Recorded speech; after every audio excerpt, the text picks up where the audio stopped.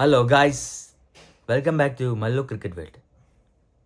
അങ്ങനെ USA തകർത്ത് India super 8ലേക്ക് ക്വാളിഫൈ ചെയ്തിരിക്കുകയാണ് സുഹൃത്തുക്കളെ.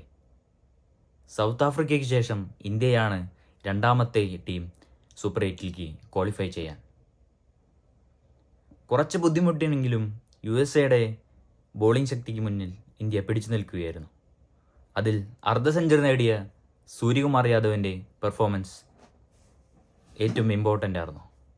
ഒപ്പം ശിവൻ ദൂബെയും, ഇവർ രണ്ടുപേരും കൂടെ പാർട്ട്ണർഷിപ്പാണ് ഇന്ത്യയെ വിജയം സമ്മാനിച്ചത്.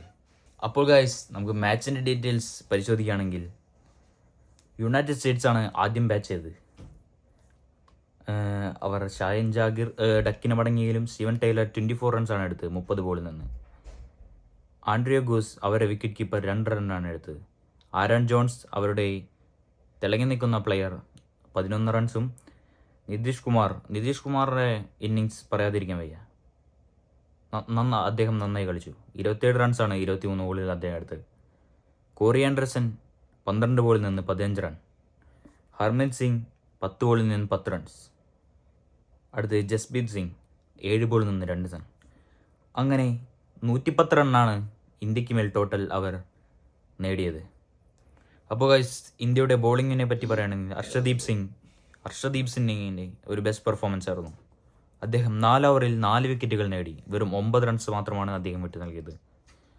മുഹമ്മദ് സിറാജ് 4 ഓവറിൽ 25 റൺസാണ് അദ്ദേഹം വിട്ടു നൽകിയത്. ജസ്പ്രീത് ബുംറ ആദ്യമായി 6 റണ്ണിനു മുകളിൽ എക്കോണമിയാണ് അദ്ദേഹം നേടിയത്. അതായത് 4 ഓവറിൽ 25 റൺസാണ് ജസ്പ്രീത് ബുംറ വിട്ടു നൽകിയത്.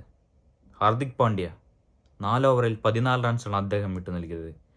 2 വിക്കറ്റുകളും അദ്ദേഹം നേടിയിരിക്കുന്നു. ശിവൻ ദൂബെ ഇന്ന് ബോൾ ചെയ്തിരുന്നു. എന്നാൽ 1 ഓവറിൽ 11 റൺസാണ് അദ്ദേഹം വിട്ടു കൊടുത്തത്. ഒരു സ്പിന്നർ, ആകെ ഒരേ ഒരു സ്പിന്നർ മാത്രമാണ് ഇന്ന് ബോൾ ചെയ്തത്. അദ്ദേഹം അക്ഷർ പട്ടേൽ 3 ഓവറാണ് ബോൾ ചെയ്തത്.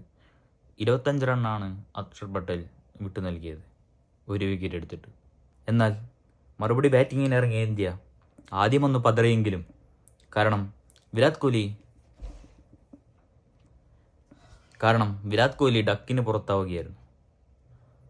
അതിനുശേഷം തൊട്ടടുത്ത ഓവറിൽ രോഹിത്തും പുറത്തായി. 6 ബോളിൽ 3 റണ്ണ് മാത്രമാണ് രോഹിത് നേടിയത്. പന്ത് കുറച്ച് ബോളുകൾ നേരിട്ടെങ്കിലും 18 റണ്ണിന് അദ്ദേഹം പുറത്താവുകയായിരുന്നു, ബോൾഡാകുകയായിരുന്നു. അലിഖാൻ്റെ മനോഹരമായ ബോളിൽ അദ്ദേഹം ബോൾ ഡൗൺ ചെയ്തു.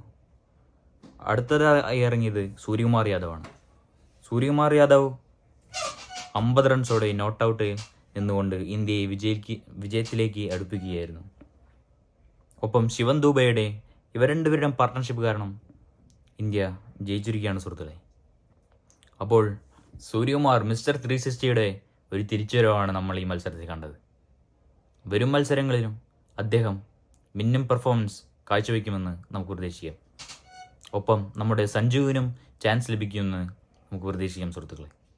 സോ ഇതുപോലുള്ള ക്രിക്കറ്റ് വീഡിയോക്ക് ഫോളോ ചെയ്യുക, സബ്സ്ക്രൈബ് ചെയ്യുക. Mallu cricket world.